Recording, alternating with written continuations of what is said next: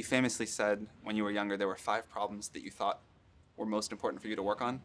If you were 22 today, what would the 5 problems that you would think about working on be? Well, first of all, I think if somebody is doing something that is useful to the rest of society, I think that's a good thing. Like, it doesn't have to change the world. Like, you know, if you're doing something that has high value to people, and frankly, even if it's something, if it's like just a little game, or the some improvement in photo sharing or something, if it has a small amount of good for a large number of people, that's, I mean, I think that's fine. Like, stuff doesn't need to be changed the world just to be good.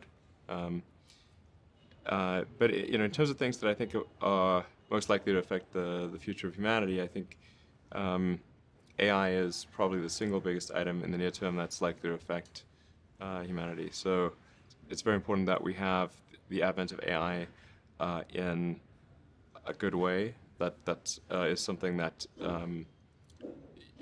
if you could look into the crystal ball and see the future, you would like that outcome, because it is something that could go wrong, as we've talked about many times, and so we really need to make sure it goes right. That's I think AI, working on AI and making sure it's a great future. That's the most important thing I think right now. The most pressing item. Then obviously anything to do with genetics. If you can actually solve genetic diseases, if you can prevent dementia or Alzheimer's or something like that, with genetic reprogramming, that would be wonderful. So I think there's genetics. It might be the sort of second most important item.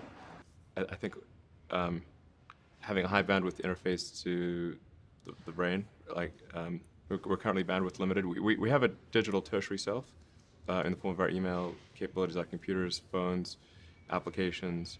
We're effectively superhuman, but we're extremely bandwidth constrained in that interface between the cortex and your sort of that tertiary digital form of yourself. And helping solve that bandwidth constraint would be, I think, very important for the future as well.